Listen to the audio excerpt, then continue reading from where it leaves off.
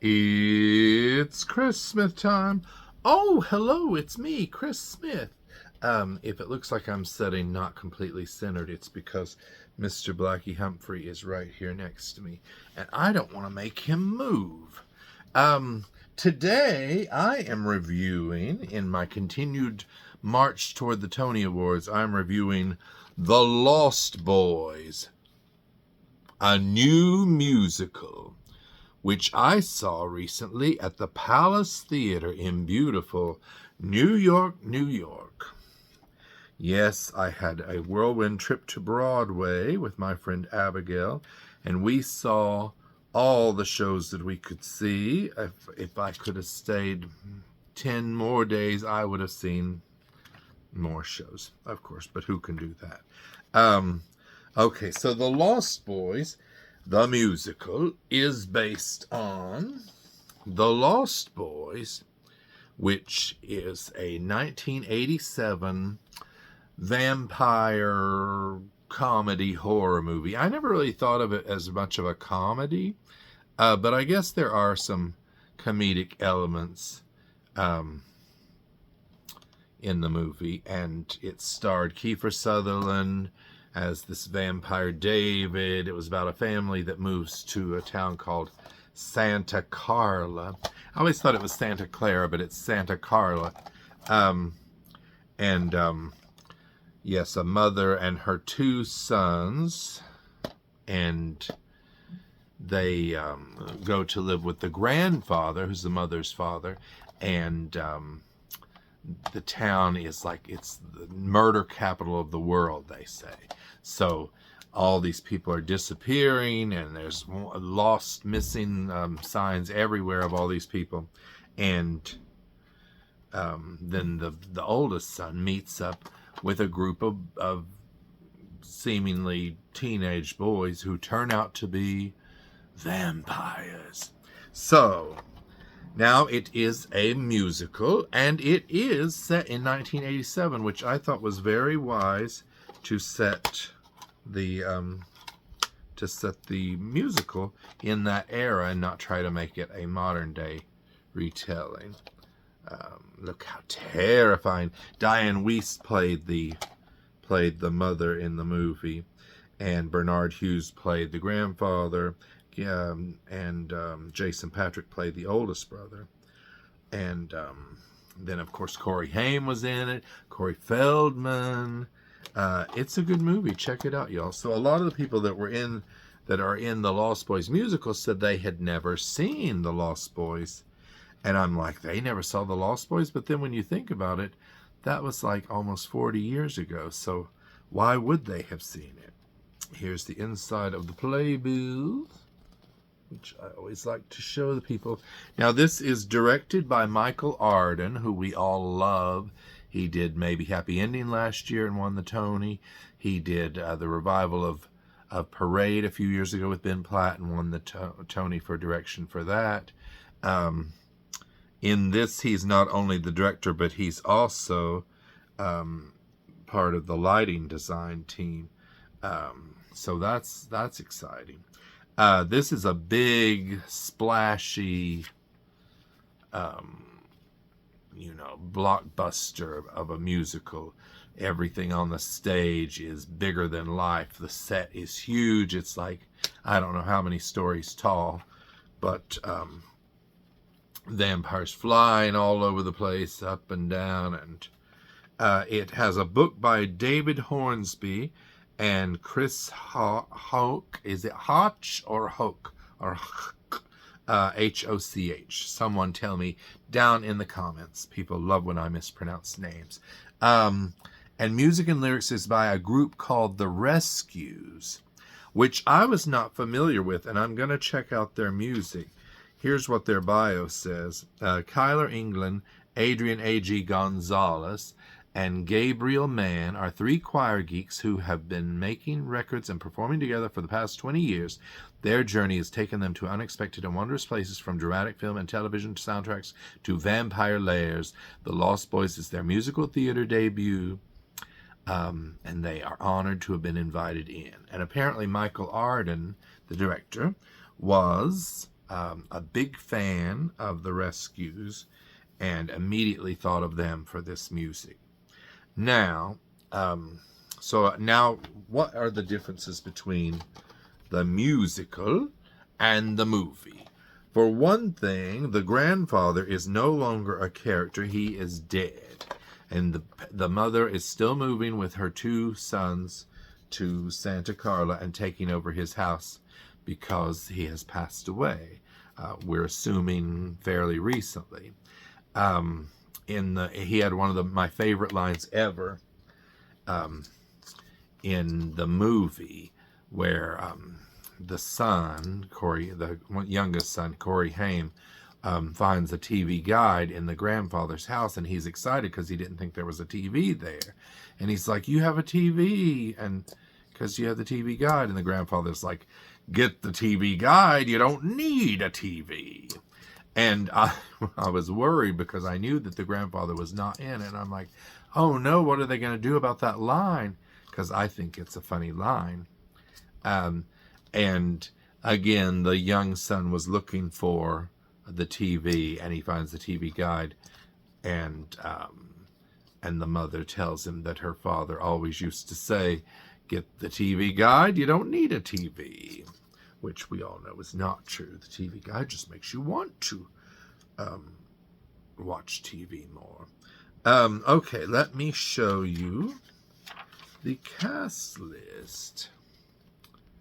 It stars L.J. Benet as the oldest son, Shoshana Bean as the mother, Lucy, Ali Louis Bourgie.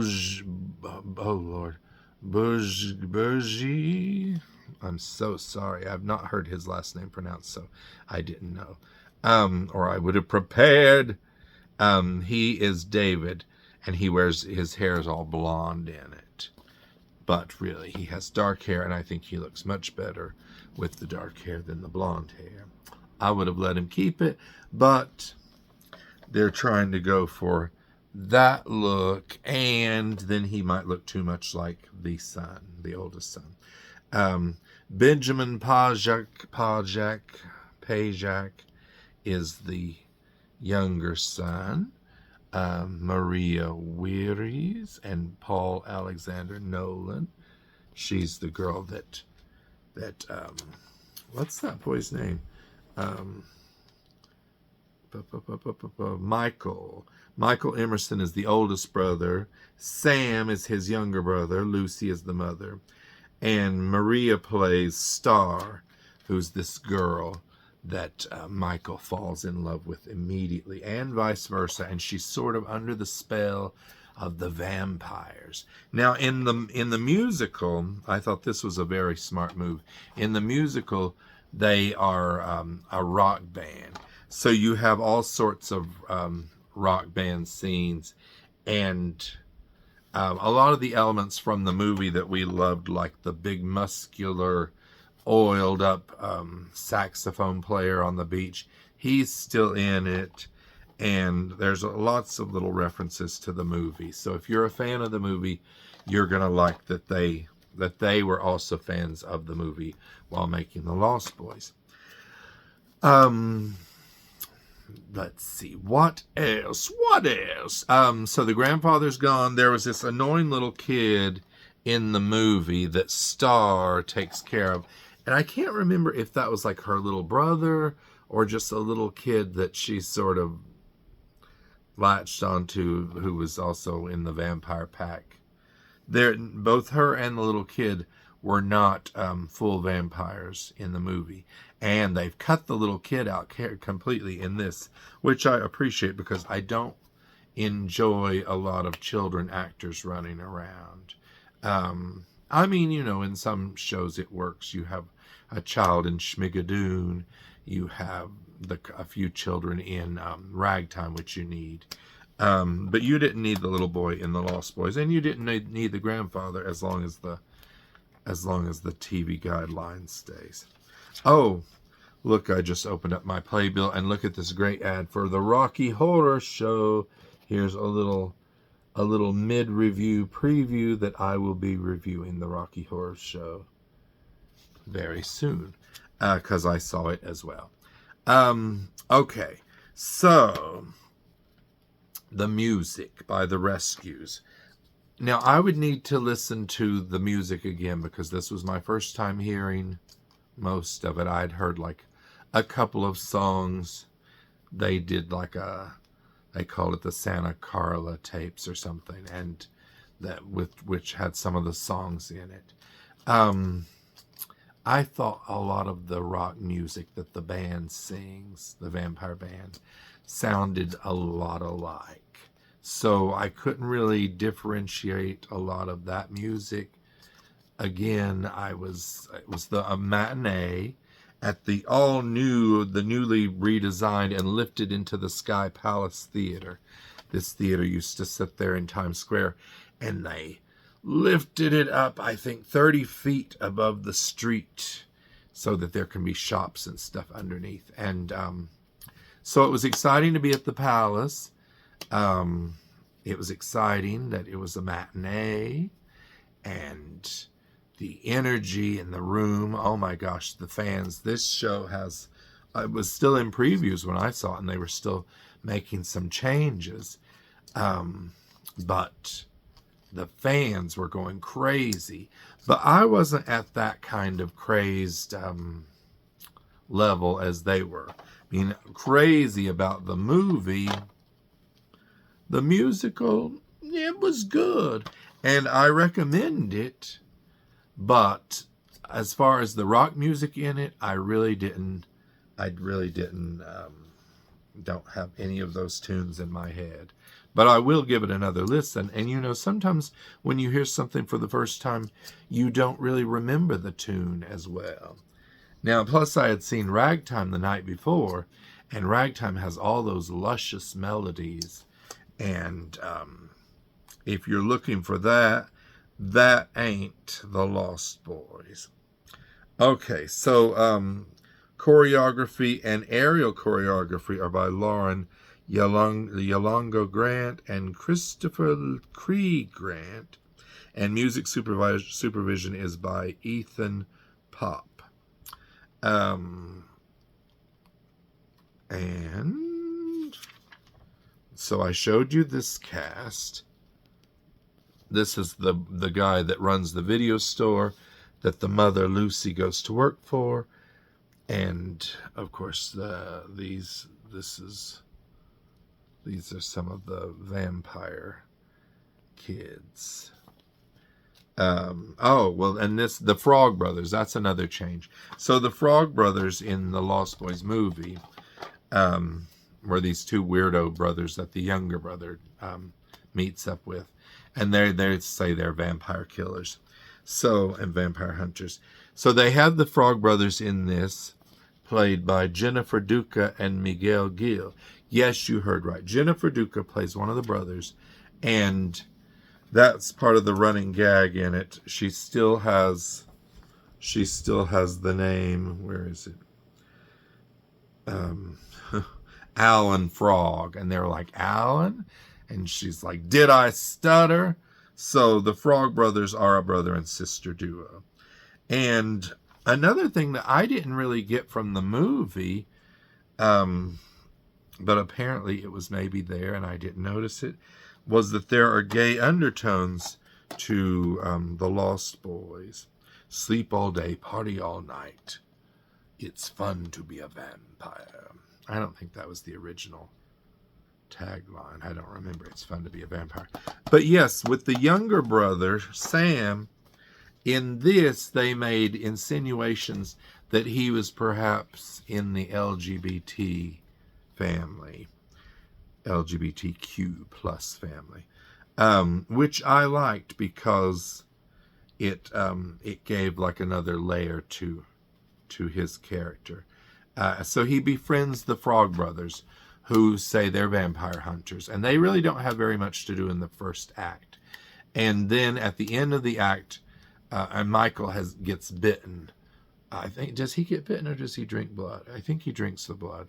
If you drink somebody's blood, you can turn into a vampire, so you don't necessarily have to get bitten. So he's in the sort of middle stage. He hasn't turned into a full vampire yet. But, and these vampires do have cool powers. They can stop time, like they can freeze all time at the rock concerts, and then it's easier to attack people. And so they couldn't do that in the movie. So there are changes. But so he's deeper and deeper falling in love with Star. And he's more moody and fighting more with his brother and snarky to his mother, but they're probably like, well, he's just a teenager. And plus there's some things about their father. He was abusive, so there's like a secret that the oldest brother is carrying, that he was really badly abused by this father. And that's sort of why they're fleeing to a new town. But still, that music, it didn't overwhelm me in a good way. But there were good songs. There's a beautiful number at the end called "If We Make It Through the Night" that the full company sings. It's almost an anthem, and in unison, which I always love. But the strange thing, after they kill the vampires, spoiler alert,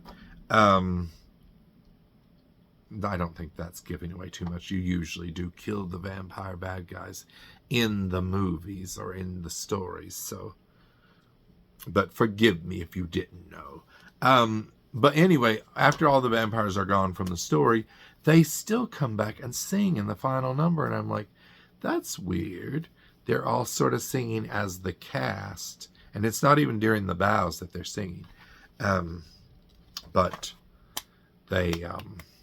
it was just strange that those characters were included still. But, it's nice that the actors got to be a part of it. There's a song called "Wild" that Lucy, the mother, and Max, her boss and love interest, sing at this old abandoned playground where she used to play when she was a girl, because she lived in Santa Carla, and which is in California. And they sing this song called "Wild," which I really loved. There's a song called "My Brother Is a ... where Sam and Alan and Edgar sing about how Sam is realizing that his brother is a vampire. And I've heard some reviews say that this song didn't fit, that it was sort of too jokey. But I liked it because I thought it was different from the other songs. It was more comedic. And they had like classic vampire types, like a Dracula with a big cape, and all these Elvira type vampire ladies, all on different levels of the set, because this set is multi-leveled.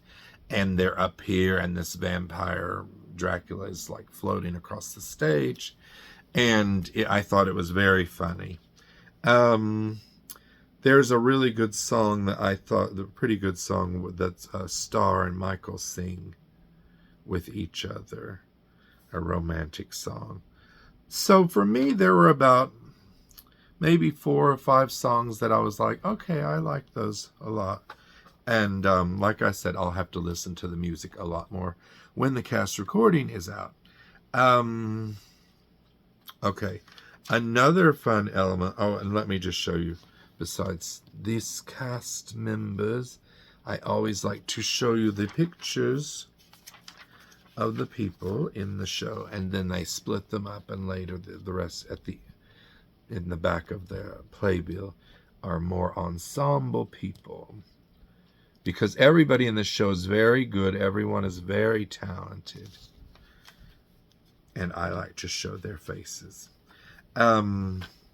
They were doing this unusual thing. I sort of think it's cool. It's a gimmick, but they were doing like an end credit scene, like how in the Marvel movies, the credits roll, and then you get to the end. A lot of movies do this now. Every movie I go to, I check, does it have end credit scenes?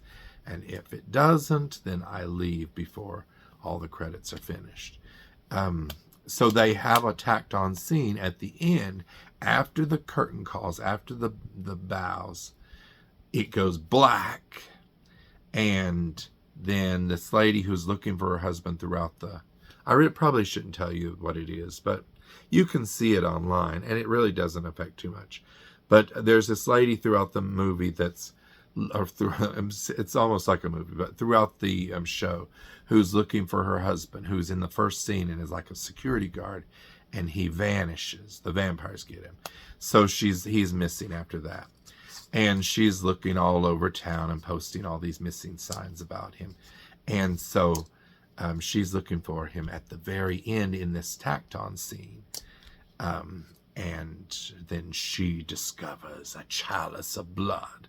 And then it ends. I won't tell you what happens. Now, in my performance, which was still in previews, and they were still trying things, they had cut that out. So we had the curtain call bows, and then the black comes down with the big neon sign, The Lost Boys, which glowed brightly, and was they spent a lot of money on this show and on even the sign. And so we didn't get that scene. But I watched it online, and I was like, oh, it's fine. It doesn't do anything to the story. If you don't have it, that's fine. But they've put it back in because people really liked it. Also, I won't give away the ending, but the way they destroy the vampires is not as exciting as in the movie. In the movie, the grandfather bursts through the house in his truck and impales the head vampire on like these animal things on the wall. You know how they antlers and stuff, and impales him, I think, on that. I think that's what happened, and that's what kills him. So it's sort of really wrapped up quickly, and when they kill off the bad vampires in the musical. But it's still a very good show. It's a lot of fun. Oh, and it has 12 nominations for the Tonys. It's up for Best Musical. Best Featured Actor in a Musical, Ali Louis Bourget, who plays the blonde-haired vampire. Best Featured Actress in a Musical, Shoshana Bean. Originally, Casey Levy was going to be playing the mother, but she decided to stay with Ragtime and not transfer because they did Ragtime at Encores. And then when they knew they were going to Broadway, she couldn't do The Lost Boys. And I think she made a wise decision because she has a Tony nomination, and her replacement, Shoshana Bean, has a Tony nomination. So everyone's happy. Best Direction of a Musical, Michael Arden. Best Book of a Musical, Chris Hoch and David Hornsby. Best Score, The Rescues. Somebody likes their music. Best Scenic Design of a Musical, Dane Laffrey, who works a lot with Michael Arden. Best Costume Design, Ryan Park. Best Lighting Design, Jen Shriver and Michael Arden. Oh, so Michael Arden, I mentioned that earlier, he could get 2 Tonys, theoretically. Best Sound Design is Adam Fisher. And Best Choreography, we mentioned Christopher and Lauren. And so they're up. And Best Orchestrations, Kyler England, Adrian Gonzalez, and Ethan Pop, and Gabriel Mann. So 12 nominations. We will see at the Tonys what The Lost Boys gets. Definitely a lot of technical awards, I'm sure. Okay, we will see you the next time that it's Christmas time.